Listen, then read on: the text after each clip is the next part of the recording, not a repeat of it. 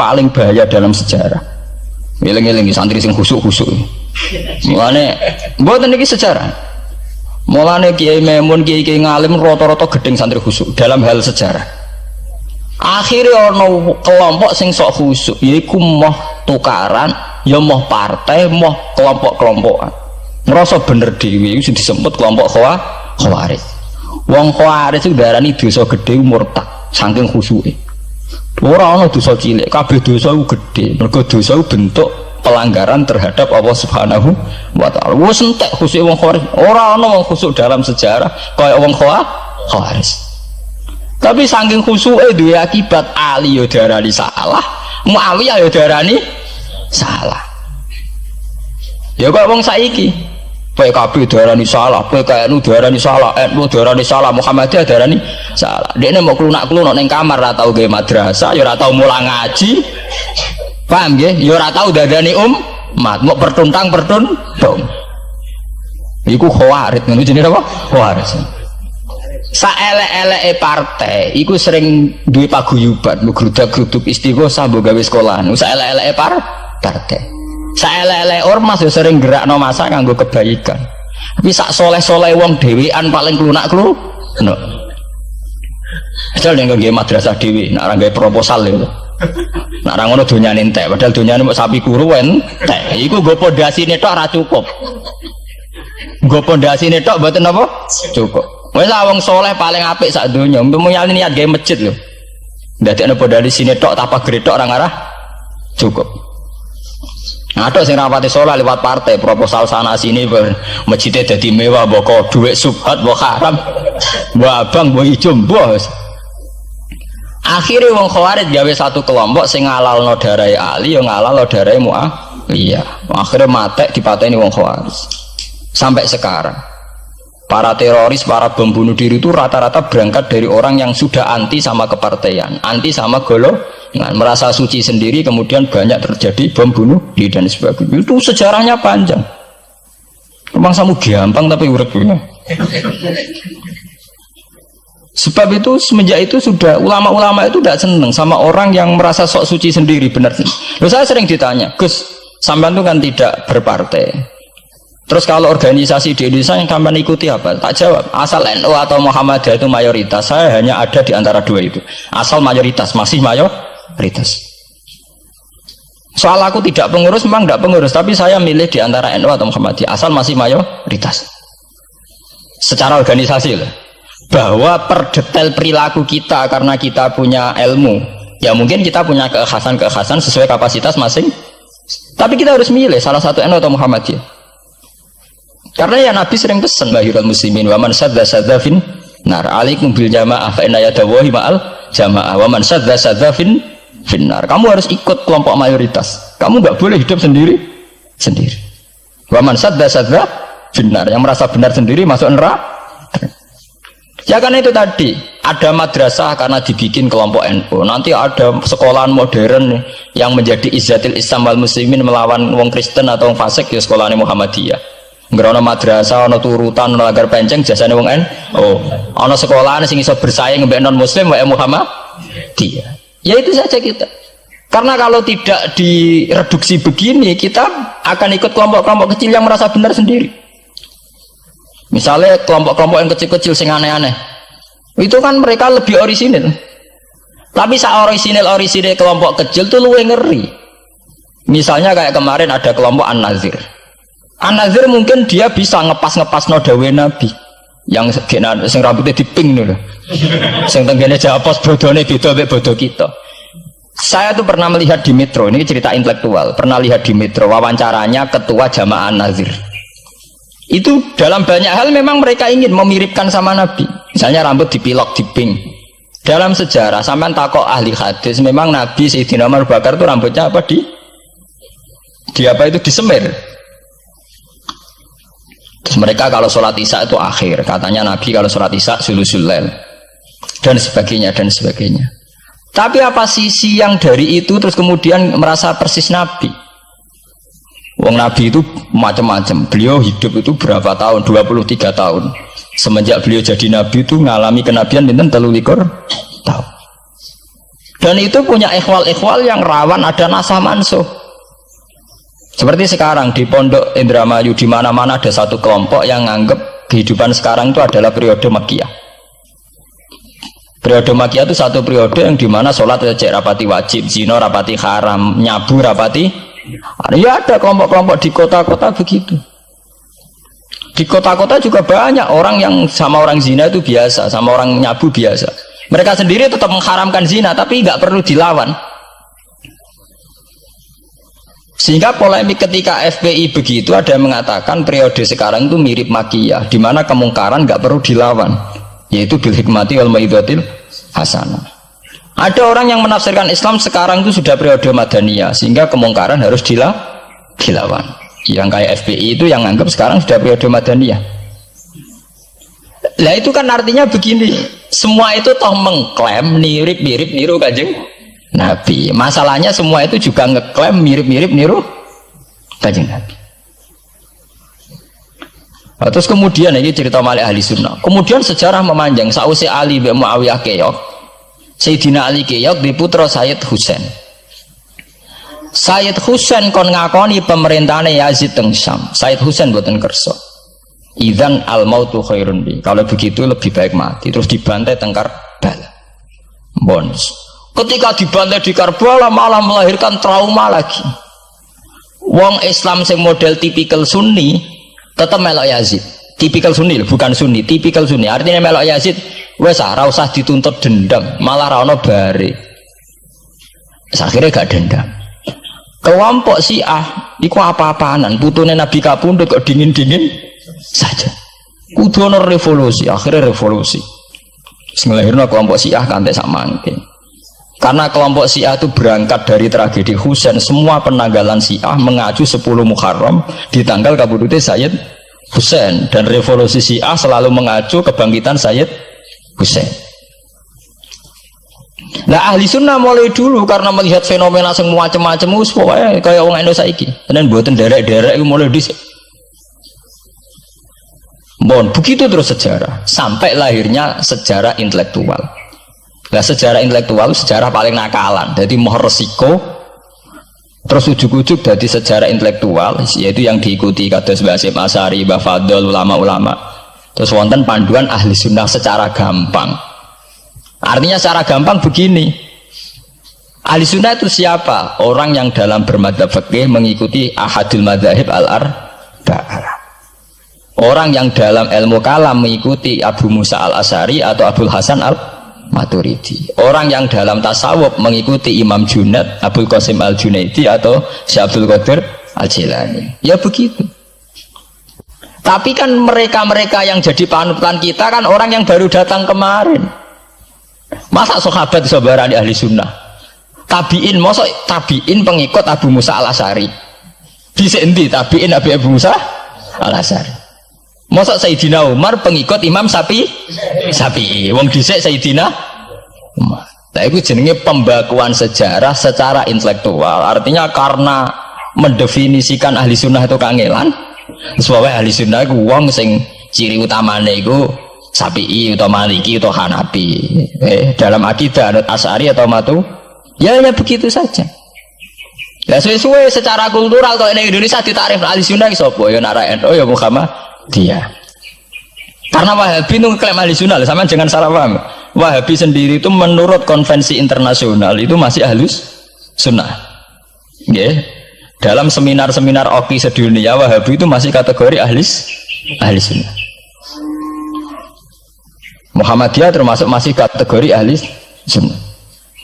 Tapi kemudian ahli sunnah direduksi lagi. Ahli sunnah iso boy, yang sarungan ketunan kuno ya napa? Ahli sunnah. Nah, repot kan? Akhirnya secara global digawe takrif ahli sunnah itu sapa? Sing ora jelas sikape.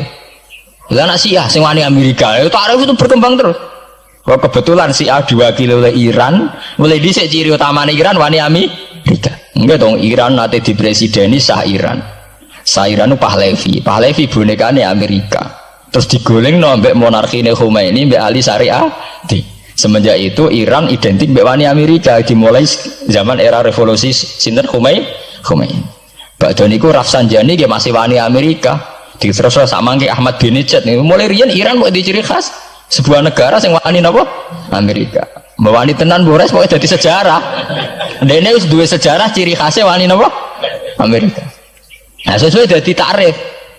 Pemerintahan Sunni piye? Sing balane Amerika, adalah Arab Saudi balane Amerika. Lah sing Syiah sing wani. Lah sesuai tarifnya tuh ben. Misalnya Amerika runtuh sing kuat Cina. Lah itulah kehidupan intelektual. Kehidupan intelektual itu akan selalu berkembang. Dan kita sebagai ulama, sebagai orang yang ngerti Quran harus membaca itu terus fenomena itu, fenomena pergeseran-pergeseran itu. Lah sampai anak menangi lah jenenge kiai ra ketunan koyo muruah. Ya menangi ketika ra ketunan dimulai tradisi PBNU sing tukang kiai desa mesti anak buahe PBN. Oh, lah genge sing Jakarta ora tau ketunan, kewapok. Lah takano Mbah Sakur, jenenge riyen kiai jajar wedok UF. Suwe-suwe wala-wali zaman ketuane kiai rak PBNU. PBNU ini jajar-jajar Megawati. Sering metuki samu wedok do salah, nyoro sing kiai desa. Dikritik atasan, ra dikritik keyakinane dekne ora pas kiai jajar wong wedok ora lara. Ya itu zaman mesti begitu. Kiai desa ngrasa nak lunga ora ketunan UF, ketuane kiai ning Jakarta ora ana sing orang sing ketunan. Cara desa kiai jagoan mbek wong wedok iku ketuane kiai sing di Jakarta. Ya ora trimo jagongan, koalisi. Ya itu kehidupan intelektual. Kita harus lapang dada berani membaca itu. Itu fakta. Kowe ora usah dadi khawarij karena kecewa terus dadi napa? Khawarij. Kecewa Pak Hasyim Asy'ari, kecewa Gus Dur to dadi khawarij klunak-klunuk mbek gremang-grem. Tidak bisa. Kita harus gentleman sesuai dawuh Nabi ilzamu jamaahirul muslimin wa man sadda finnar alaikum bil jamaah fa inna yadallahi ma'al jamaah wa man sadda finnar. Mane kula mau partai nggih milih sing gedhe, ormas nggih milih sing gedhe. Bukan oportunis ya milih yang itu. Mergo sing cilik-cilik malah bulet ngono ngaten. Paham nggih? Mungkin yang cilik itu benar tapi bulet. Cara bahasa ini dari mainstream saja, yang umum-umum saja. Kan kula kiai kan buta lumara ketunan kira ketunan. Umume wong piye nggih? Wae umume wong. Kula niku khusus umume wong, sing ringan-ringan saja itu sing umum-umum saja. Gitu tadinya. Karena sejarah ahli sunnah sendiri itu sejarah yang disederhanakan oleh proses intelektual. Apa baleni malih? Sejarah ahli sunnah piyambak itu sejarah yang disederhanakan oleh proses intelektual. Ini kemudian ada takrif ahli sunnah itu sapa wong sing cara bermadzhab mengikuti ahadul madzhab al-arba, cara bertasawuf mengikuti Abdul Qasim al-Junaidi, nggih. Cara bertauhid atau berilmu kalam nganggo Abu Musa al-Asy'ari atau Abdul Hasan al-Maturidi. Tapi mana ada takrif itu zaman Nabi? Nabi ora menangi periode ini Abu Musa al-Asy'ari, ya ora menangi Abdul Hasan al-Maturidi. Zaman mau ngoten tok. Ahli sunnah sinten ya Rasulullah? Ma'ana alaihil yauma wa ashabi. Ya wong sing anut aku lan anut sahabatku. Alaikum bisunnati wa sunnatil khulafair rasyidin al-mahdiyyin. Kowe ku anut aku lan anut khulafair rasyidin. Iya zaman Abu Bakar enak ketuane sitok. Tunggale zaman Basim Asy'ari enak karo anut Basim, nak era putu. Jare sepuh ya putune, jare sitok iku ya putune, iku ya putu, angger wong ya putune. Kula ereng wonten kiai alim wali teng Jawa Timur. Niku anak putune niku ora bangga. Mergo ager wong ya putune. Lho nggih to nggih. Misale Basim Asy'ari kiai top. Nah Basim cek dhewean kabeh wong menapa dawuh Basim. Era anak rek 6 5. Lah era putu karek ngitung kan. Anak 5 dan anak 5 anak putune wis sawe. Putune madzhabe beda.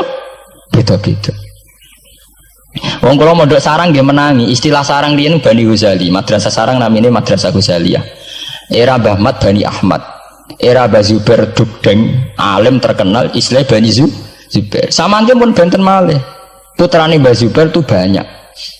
Ya, putrane Mbah Zubair banyak. Nah, kebetulan yang punya nama besar Kiai Maimun. Ya ada sendiri Bani Maimun, yang satu Bani siapa? Bani. Ya sama Mbah Zubair. Tapi era anak kan sudah beda kan? Lah Basim Asy'ari nasibnya ya nanti kayak itu. Beliau satu dulu masih tunggal, wong mesti daerahnya Basim Asy'ari. Era putu. Gus Dur ya putune, Lili Wahid ya putune. Anake Ki Wahid piyambak pinten? Urung anake Pak Yusuf Hasim piyambak pinten misalnya anake oh pirang-pirang kabeh ketika tukaran alasan aku ya putu iku ya putu sing dinggo genderane bae ayo. Dan iki kula cerita Mbah Batu Ampar Samsudin Batu Ampar wali terkenal ya wong dadi putune ya bangga tapi saiki putu-putune ora bangga mergo angger wong ya putune lah anak sebagian anake sing seneng wayo apa angger wong putune wong di antara duriyane sing seneng wayo angger wong ya putune ini masalah-masalah yang itu tadi kemudian ada persederhanaan intelektual kayak masalah ahli sunnah itu sing anut Sayyidina Ali jari anut sahabat sing anut Muawiyah jari anut sahabat termasuk sing anut Ibnu Abbas sing anut Abdullah bin Umar di mana dua sahabat ini dalam posisi orang melok-melok makanya kayak saya kayak ulama-ulama rata-rata mengikuti mazhabnya Abdullah bin Umar karena saat ada konflik Ali Muawiyah beliau itu bersikeras orang melok-melok beliau tetap mengajarkan sunnatul Rasulillah tanpa berpihak kelompok. Tapi banyak riwayat mengatakan Abdullah bin Umar bin Abbas itu kecewa. Hanya kecewa itu getun dia ramel-melok. Ya karena itu tadi, ketika ada dua pilihan ramel-melok ya terus repot. Dia tuh sampean saiki pikir mau nih, saelek-eleke wong melok P3 atau PKB, iku melok nentokno kemaslahatane Jawa Timur, mbah Bojonegoro, mbah apa. Tapi saapi-api wong ra melok-melok, nentokno mudun lho ra melok-melok. Sehingga ada mazhab ahli sunnah sing majibno wong kudu melok-melok karena saapi-api wong ra melok-melok itu ndak ada yang dikaryakan nggak ada yang dipekerjakan. Oke, misalnya taruh saja misalnya sampean melok PKB atau P3 atau melok PAN saelek-elek melok itu mesti melok mikir nasib bangsa tapi saapi-api ra melok-melok ora ono sing mbok lakoni. Sebab itu ya banyak saja ulama yang mengatakan ketika ada partai yang macam-macam kayak kudu melok salah siji. Bukan apa-apa ya nganggo perhitungan amal kalau ulama ya pakai perhitungan apa? Amal.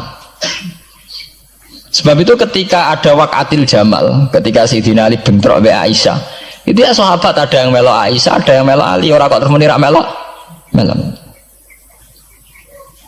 Ya tapi itu tadi kula wau matur teng awal ketika Rasulullah dawuh kowe anut aku lan anut sahabatku dawuh iku masih normatif.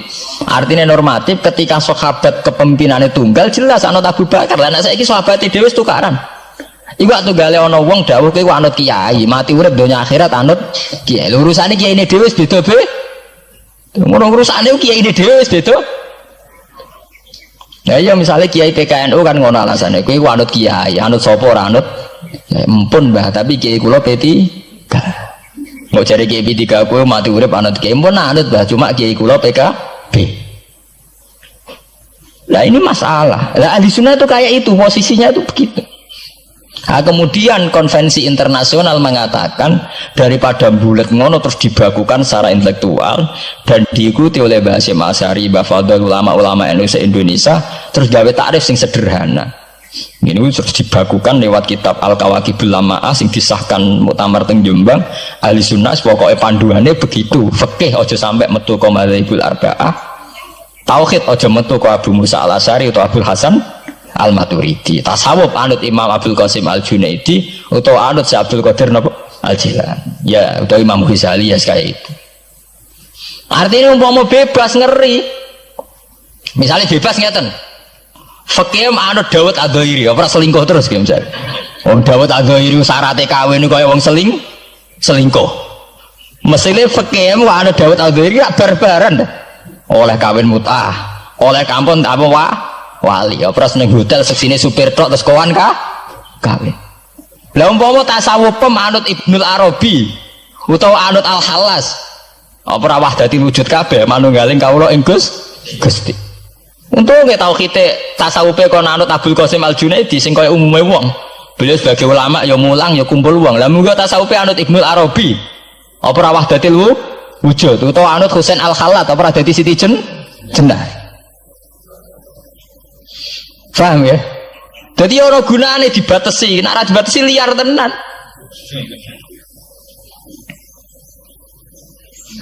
Paham ya? Ini masalahnya bandingannya ekstrim. Misalnya fakih kok kowe anut Dawud Adzairi, Kaya apa? Nak kena ngomong sing mut'ah.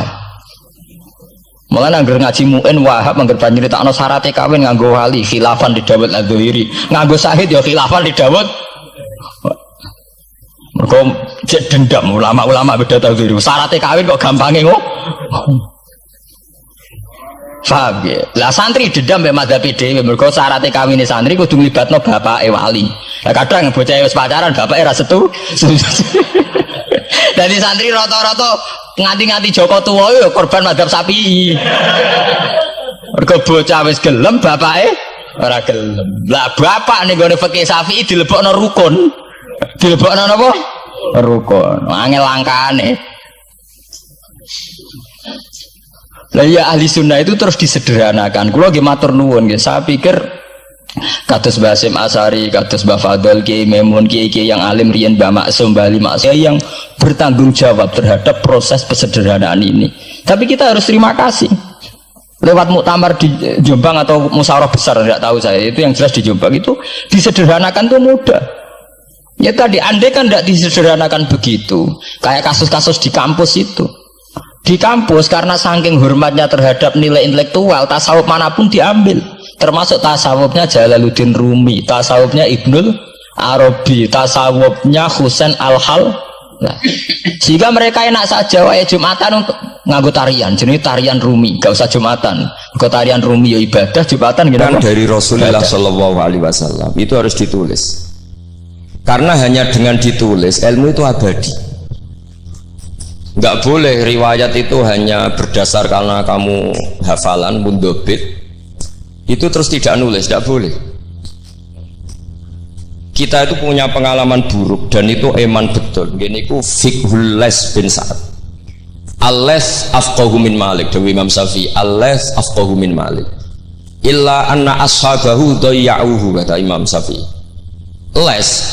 Lais itu orang paling alim, alimu Misra, faqihu Misra. Itu kalau debat sama Imam Malik itu berjilid-jilid. Tapi ashabu Malik itu lebih peduli terhadap pikiran-pikirannya Imam Malik, sementara ashabul Les itu enggak. Sehingga enggak ada mazhabnya hilang. Jadi nasib ulama yang mazhabnya hilang itu Les bin Sa'ad. Kemudian Sufyan bin Uyainah, ini semua gurunya Imam Malik. Sufyan As-Tsauri juga gurunya Imam Malik, gurunya Imam Syafi'i. Nanti nasibnya Mbah Mun kalau tidak ada yang mentadwin, membukukan, akan seperti itu. Karena orang akan menafsirkan tidak dengan panduan guru-gurunya ila Rasulullah Shallallahu Alaihi Wasallam. Saya masih ingat ketika ini betapa luar biasanya Mbah Mun tentang tafsir. Seperti yang kita katakan Gus Rosid tadi, Mbah Mun itu putra Mbah Zubair, tapi ngaji sama orang ahli tafsir, ahli Quran, Said Alam. Sehingga Habib Salim Asy-Syatiri itu punya karangan ya tentang tafsir, namanya An-Nafahat Al-Haramiyah atau Al-Fawaid Asy-Syatiriyah. Kalau gadah kitab sekitar 2 jilid. Mbah Mun itu dulu ngajar kita Faidul Khobir fi ulumil Quran, fi ulumit tafsir. Rian ngajar seminggu 2 kali di MGS. Ini Pak Sukron ya termasuk alumni MGS, berarti pernah sekolah berapa kali Pak? Tulang Mbah Mun? Seminggu. Eleng seminggu 2 kali. Khatam. Tak kok khatam gak boleh. Jujur itu baik. Jadi jujur itu baik. Nah, barokahnya mudawan. Saya beri contoh satu, betapa resikonya andekan ilmu itu tidak mudawan. Ya kayak Khawarid itu. Khawarid itu orang yang ibadahnya khusyuk, tapi itu kecelakaan bagi sejarah umat. Sampai Nabi ngendikan syarru hadil ummah al-khawarid syarrul khalqi wal khaliqah. Orang Khawarid itu buruk-buruknya makhluk, ini Kak sabda Rasulullah sallallahu alaihi wasallam.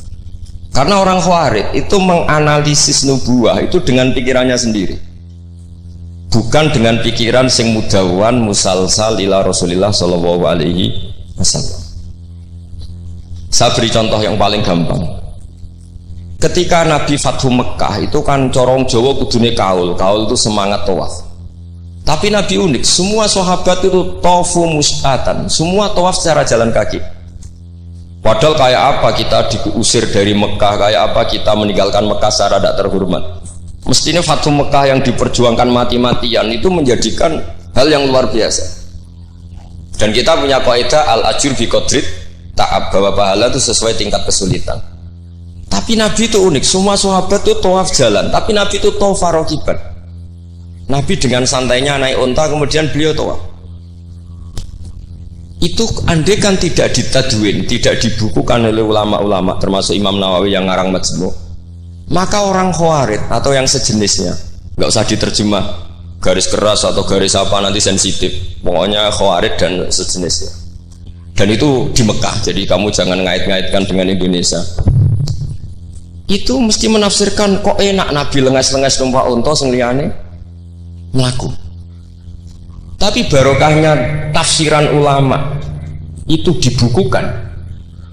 Nabi yang saat itu tawaf rakiban, ya, Nabi yang saat itu tawaf secara berkendara, itu afdolu mungkin bi alfi fadilatin sampai ila mala nihayatallah daripada yang tawaf masyian. Karena yang tawaf berjalan itu hanya melakukan satu kaidah bahwa al ajri bi qadrit tak. Tapi itu punya resiko fikih jangka panjang. Andai kan Nabi ikut tawaf jalan, maka akan dianggap syarat sahnya tawaf harus berjalan. Dan itu kita kesulitan ketika kita setengah lumpuh, setengah sakit. Lalu kalau kita pakai kursi roda, pakai skuter, dalilnya apa? Barokahnya Nabi tawaf rakiban, maka ada solusi, ada referensi kalau kita tawaf tidak masyian, yaitu dengan cara naik kursi roda dan yang lain-lain. Maka ketika Imam Nawawi, maka yang dilakukan Nabi itu fardun alaihi, Nabi melakukan itu harus, karena Nabi harus menjelaskan ke umat bahwa tidak termasuk syarat sahnya tawaf adalah secara berjalan, tapi naik juga boleh. Itu andaikan tidak ditadwin oleh ulama, maka pikiran ini tidak sampai kita. Dan kita rodok-rodok Khawarij, kok enak Nabi, padahal Nabi pas itu ya sehat. Nah sama ketika Mbah Mun ngersakno Gus Yasin jadi wakil gubernur, juga banyak Gus Rosid ini, Gus Subak kerso jadi DPR RI, Gus Kamil ya ketua DPR Rembang. Itu maka menjadi fikih bahwa ulama itu tidak harus berhadapan-hadapan dengan negara. Buktinya orang sekali berbangun, putrane diminta disuruh mengkhidmati negara. Sehingga harus menjadi tradisi besar bahwa ulama dan umarok tidak harus berbenturan. Bukan masalah menangkal. Coba kalau itu tidak ada rawinya, paling golek gaji, paling golek duit. Nah itu kan ruwet. Itu tafsiran Khawarij. Jadi, saya itu punya sanad mutasil. Saya berkali-kali ketemu abahnya Gus Rosid, beliau juga guru saya, Gus Subab, semuanya. Itu ketika beliau menolak itu Mbah Mun maksa. Gus Kamil dulu pertama disuruh jadi DPR ya menolak, sampai pernah transit di dalam saya di Jogja itu 3 hari. Dan Mbah Mun akhirnya sampai duka harus mau. Tapi lama-lama kita tahu bahwa beliau ingin menyelamatkan Indonesia, bahwa Indonesia nggak perlu dipertentangkan antara ulama dan umat. Nah, itu harus terus. Karena kalau kita ingin versi tertentu, pasti Indonesia itu chaos. Chaos itu ya chaos ya. Huru hara. Kalau huru hara terjadi safkut dima, pengaliran darah. Yang dosa kita. Makanya Mbah Mun sering cerita ke kita. Saya tidak pernah bilang saya, ke kita. Semua santrinya levelnya sama, karena sama-sama dengar. Bedanya lali mbak eling gitu. Ambek paham sama tidak paham. Gitu. Sebetulnya saya ingin bilang saya, karena saya berkali-kali khasoni bidzalika syekhuna, tapi kita semua sama lah, sama-sama mutawatir sama. Fiqhus siyasa atau fiqhul imamah atau fiqhul khilafah, terserahlah bahasa sampean. Itu juga harus diwariskan. Sehingga dulu sampean tak ceritani, dulu yang semi-semi Khawarij itu ya sudah banyak. Wah Nabi itu harus ngomong akhirat terus, masa Nabi jabat? Oke, dari segi jabatan itu duniawi, kesannya buruk karena jabatan itu duniawi. Tapi kalau dibalik, atardo ayyaku nasolihu tahta yadidz zalim. Kue ridho kalau orang-orang yang nggak sholat, nggak cewek, nggak istinja, mimpin wong soleh. Jadi harus dibalik, harus membolehkan orang soleh yang mimpin orang dolim. Jangan dibalik, wong soleh pokoknya yang masjid kabeh wiridan kabeh dipimpin wong zalim, hanya karena kamu mengharamkan politik. Jadi orang itu harus ngerti. Makanya ketika beberapa nabi itu harus kita tahu, ada nabi yang ngaji terus kayak Nabi Yahya, Nabi Isa. Ada yang nabi yang seumur-umur itu jabat kayak Nabi Dawud, Nabi Sulaiman. Kamu boleh meniru Nabi Dawud, Sulaiman jabat, tapi nggak boleh meniru istrinya 1000. Itu 4 saja masalah gitu. Sitok wis kudu pegatan ya gitu. Rai-rai gak meyakinkan ini satu aja sudah. Tapi itu tidak saya loh. Jadi sampai Allah menurunkan ayat am yahsudunan nasa ala ma atahum wa min fadli faqad ataina ala Ibrahim al-kitaba wal hikmata wa atainahum mulkan azim. Jadi ada orang-orang soleh yang oleh Allah disebut bahwa mereka itu jabat. Gini ku alu Ibrahim. Ada banyaklah orang-orang soleh yang jabat.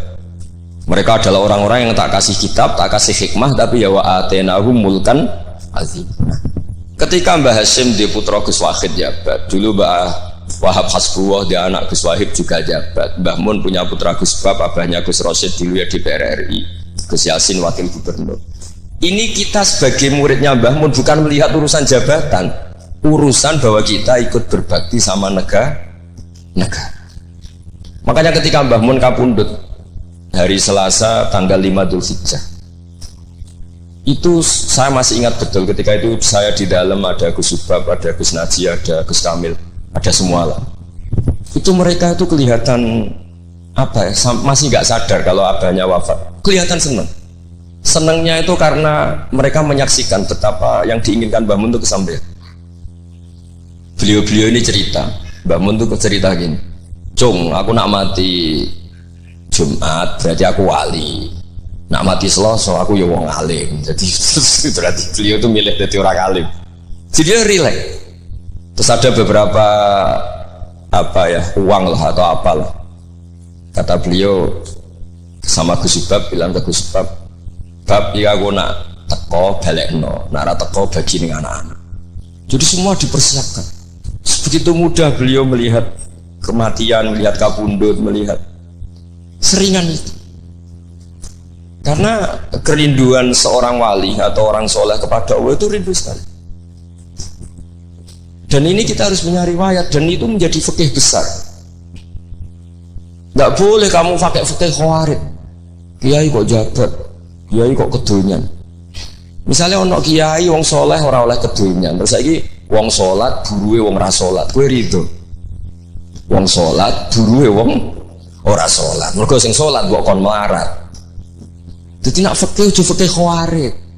Fikih sing bener maca majmu', nak ra iso maca jerone maca judule. Ya sadar enak. Oke, Pak Doni, Pak Sukron, karena dia di Mekah lebih terkenal ketimbang Mbah Mun katanya. Itu Mbah Mun sampai tertawa-tawa. Mbah, jebule jenengan teng mriki terkenal kula. Kok iso kron? Lah niku tiyang tunggal dalam ini Sukron.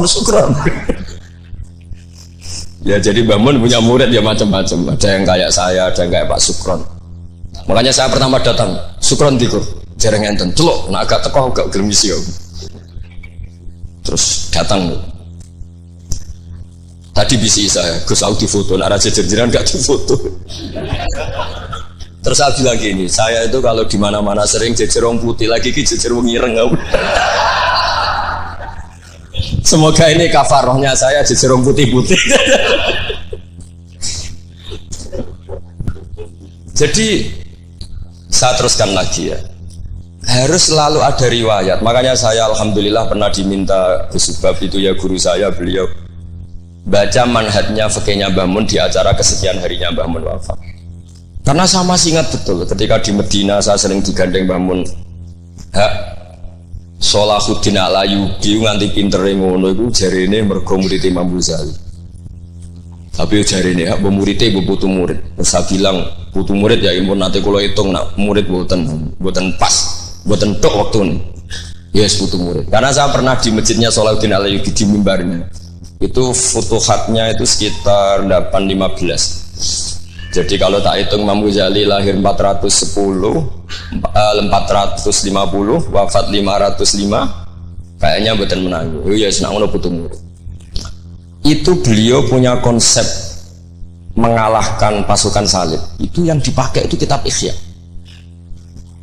Itu singkat cerita beliau nyuruh saya ikut golek ya, tak cari ya, ketemu terus tak tasihkan beliau ya itu saya tak maksud ya itu Imam Ghazali begitu fasih cerita tentang penyusunan kekuatan, dan itu logikanya sederhana sekali dari sesuatu yang jibillah, yang normal.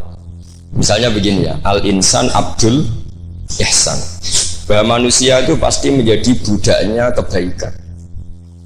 Hitung saja sekarang misalnya begini, kita jadi orang soleh, meditera karuan, gremengan sinis. Yang ini orang fasik, senyum, lomo, apian. Kira-kira orang netral itu kalau jagungan ke kamu apa ke sini? Yang lomo, yang nyaman kan? Sehingga orang boleh mengatakan ketika ngarang fikih, senyum itu sunat di karangan fikih. Tapi di aplikasi nyata tidak bisa. Bagaimana kalau ada orang netral, bisa soleh, bisa fasik, sing fasik senyum, sing soleh merengut, sehingga yamilu orang yang netral ini ke yang fasik. Kamu bisa ngarang fikih kalau sodako itu sunat, karena itu sudah tidak wajib, karena yang wajib itu zakat. Kamu bisa ngarang fikih seperti itu. Tapi kalau dalam tadbiki tidak bisa. Misalnya saya orang soleh hidup di tengah kota, atau orang soleh hidup di pedalaman, terus saya medit mentang-mentang sudah zakat, nggak pernah sudah. Sing wong fasik jor-joran sering nyervis rokok gratis, ngopi gratis. Kira-kira kemana kecenderungan orang? Ke yang fasik, karena al-insan abdul ihsan. Nah, hal-hal seperti ini tuh yang dikaji Imam Ghazali, kemudian itu menjadi inspirasi Salahuddin Al-Ayyubi. Kalau dia ingin solid, maka harus berbuat baik sama siapa saja, karena itu cara punya kekuatan. Nah, kita enggak, kita ini memaksakan kebenaran tapi prosesnya tidak simpati. Makanya kata para mufassir, walaupun tafadzur ghalidal qalbi lan faddu min khaliq, itu kata para mufassir, hada sayyidul khalqi wa hada ahabbul khalqi ila Allah. Ini Rasulullah, orang paling dicintai Allah. Itu saja sekali salah dalam perilaku sosial, itu bayangannya lan faddu min khaliq, orang akan bubar. Padahal ma'anna hada mu'ayyadun fi ruhil qudus. Padahal Rasulullah itu orang yang diberi kekuatan malakut, kekuatan langit. Itu saja dibayangkan kalau salah secara sosial, lan faddu min khaliq, orang akan bubar. Apalagi kamu yang keramatnya enggak jelas, hizibnya enggak mandi, terus salah sosial, istaqobbalallahu minna minkum taqobbal, ya kan?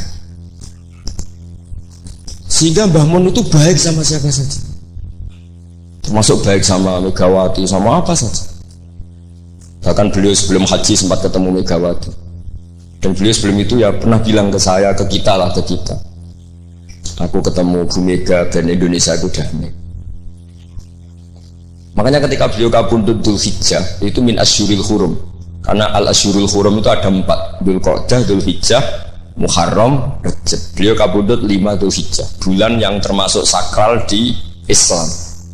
Dan beliau kabundut 6 Agustus, bulan yang paling nasionalis dalam Indonesia. Jadi Allah memilihkan beliau bukan sekedar tempatnya di Ma'lah, tapi pakai bulan yang paling sakral sesuai konteks masing-masing. Dalam religius Dzulhijjah itu sakral, dalam nasionalis Agustus itu sakral. Kayak apa Allah memilihkan beliau? Makanya ini saya cerita ya, saya mungkin 10 menit lagi, sampai santai aja, ini nggak ganggu lama-lama supaya nggak ribet. Makanya di antara yang ditulis beliau tentang jabatan, tentang jabat, nah ini cerita saja. Beliau menulis feeling Torah saja. Sekarang halaman 37. Nanti kalau yang nggak paham ngaji sama Pak Sukron, sudah tak ijazahi tadi. Kobil tuh. Kobil tuh. Kobil. Jadi nanti yang nggak paham, iya itu nanti. Kau jebolin. Apa? Kau jaluk deh. Wah, senang. Kau lagi jaluk ya sudah. Sah ya? Sah. Ini konco kulo mulai teng sarang ngantos. Nanti foto-foto tegen kulo tanggal 3 Syawal. Nih Pak Sukron nih. Gus, gue nak jadi kiai jegeman kaya aku. Tak pikir apa? Ceritanya gini Gus Rosid, dia itu kiai, mungkin kiai debutan. Dia dengan santainya cerita, man shoma Ramadan summa atba'ahu sittan min Syawal faka'annama shomat daro kullah. Jadi puasa Ramadan kemudian puasa 6 hari Syawal, maka seakan-akan puasa tahun. Singkat cerita ada orang lugu puasa tanggal 2 ini. 2 Syawal puasa. Sowan Pak Sukron pas kiai ini rokok. Terus kata orang lugu tadi, "Getun Pak aku anu jenengan." Jebule jenengan gak poso. Saya bilang, "Lah opo ke dalil ngono barang lha opo?" Dalil liyane ya kena. Tapi itu kearifan, menurut saya dia cerita itu kearifan. Maka ini warning ya, siapapun yang ngiyai jangan dalil sesuatu sing ra iso nglakoni. Orang udah ini ilmiah gak apa-apa. Lho kula lah ora pati wani dalil sing ngoten-ngoten ora wani mergo wis wong santri sarang beben ora usah dirakat beben. Mon ping 6. Nggih, tahu sepik. Dari bangun setahun pun. Memang ini didikan sarang yang keterusan. Mbah Mun itu kan mengharamkan santri tirakat. Iya, santri ora usah tirakat. Santri sarang ora usah tirakat. Mondok sarang tok iku tirakat. Nompi yo banyune wasin. Kadang ape ning WC yo iku ning lembak-lembak. Wis banyu asin gone sesekan ra duweke wis sung-sungara tenan ngono. Jadi ra usah tirakat itu wis tirakat. Jadi saya ulang lagi ya. Al-fiqhu, fikih itu harus mudawwan. Saya yang sudah kecelok alim saja itu sering nggak tahu kalau itu tidak ditulis oleh ulama-ulama kita. Kayak tadi, kenapa Nabi tofa rokiban? Padahal Nabi juga yang mengajari al-ajru bi qadrit ta'ab. Andai kan Nabi tidak tofa rokiban, maka kita akan kesulitan nyari referensi bagaimana hukumnya tawaf pakai kursi roda. Barokahnya mudawwan dianalisis oleh Imam Nawawi dan seterusnya bahwa Nabi tofa rokiban adalah wajib bagi beliau untuk memberi pelajaran bahwa itu sah. Coba kalau nggak ada penjelasan itu, mungkin orang menduga-duga Nabi ku piye dipek menangi dewe, mengkhawarit sebenarnya. Dan itu harus ada yang mudawwan. Sama seperti Nabi Dawud, Nabi yang jabat, Nabi Sulaiman, Nabi yang jabat. Supaya jabatan itu tidak tunafis solafiyah, bahwa jabat itu tidak berlawanan dengan kesolehan. Katanya banyak orang soleh yang jabat. Tentu yang nggak jabat lebih banyak. Isra tak belo. Pak Sukron dia soleh tapi buatan jabat. Cuma soleh sampai kuat ngantek kapan ya orang roh. Nah sini yang halaman ini terakhir, masih 7 menit, 37. Hada summa idza nazarna ilal adarisan. Kula waca. Bismillahirrahmanirrahim. Wal mamlakatani al ukhrayani allatani mazalata qaimataini ilal yaum. Ani al mamlakatal hasyimiyah al urduniyah wa mamlakatal maghrib tawallahuma al hasaniyuna aidan. Artinya Mbah Mun cerita bahwa banyak orang-orang soleh bahkan min dzurriyyati Rasulullah sallallahu alaihi wasallam dan mereka jabat jadi raja, yaitu pasnya di Maroko adalah rajanya Al Hasani, apa? Hasani. Juga di Ordon di Jordan itu rajanya Al Hasani. Intinya Mbah Mun mau ngendikan kamu jangan anti jabatan, banyak orang-orang soleh yang jabat, bahkan bukan sekedar soleh tapi itratu Rasulillah al itra at-tahira, itratu Rasulillah sallallahu alaihi wasallam. Ini dan beliau menulis itu. Wal mamlakatani al ukhrayani allatani mazalata qaimatain ilal yaum. Ini al mamlakatal hasyimiyah al ordoniyah wa mamlakatal maghrib tawallahuma al hasaniyah itu. Hada summa idza nadzarna ilal adarisah. Adarisah itu Sayyid Idris. Sayyid Idris itu al Hasani ya. Jadi al Hasani yang paling populer di Maroko namanya apa? Al Idris. Makanya disebut adarisah. Yang dzurriyyahnya al Idris disebut apa? Adarisah. Kayak yang bermadzhab Hambali disebut Hanabilah. Summa idza nazarna ilal adarisa wajadna anna ba'dhum wasalu ila sultanah war riyasah. Faqad sabaqa an assasa Sayyid Idris bin Abdullah daulatan azimatan fil Maghrib wa nudiya bis Sayyid Muhammad As-Sanusi malikan ala Libya.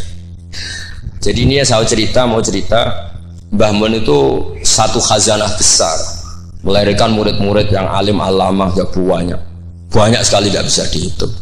Melahirkan murid yang bahkan putra yang cakap politik banyak. Siapa yang nggak ngakui alimnya Gus Najib? Siapa yang nggak ngakui fleksibelnya Gus Subab di jabatan Gus Kamil? Itu nggak bisa terhitung. Makanya ini khazanah besar, nggak usah dibentur-benturkan. Ada yang nekuni alim, ada yang nekuni jabatan. Semua itu untuk li'ilain apa? Kalimatillah. Jadi ini nggak ada masalah. Wonten sing kono Bapak Sukron urip wae, wis meneng ae. Sok urip wae. Tapi tadi sudah tak ijazahin. Nanti pokoknya ini kalau nggak paham tanya Pak Sukron. Assalamualaikum warahmatullahi wabarakatuh. Oke, terima kasih buat teman-teman semua yang sudah menyaksikan video ini. Mudah-mudahan bermanfaat dan bisa menambah ilmu dan keberkahan buat kita semuanya, guys.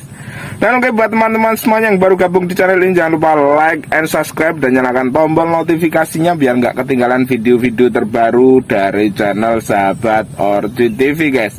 Dan oke, buat teman-teman semuanya dimanapun Anda berada, mudah-mudahan kita diberikan kesehatan, rezeki yang melimpah, dan panjang umur. Oke, terima kasih. Salah-salah dari kami, mohon maaf. Ada kekurangan. Wassalamualaikum warahmatullahi wabarakatuh. Bye-bye.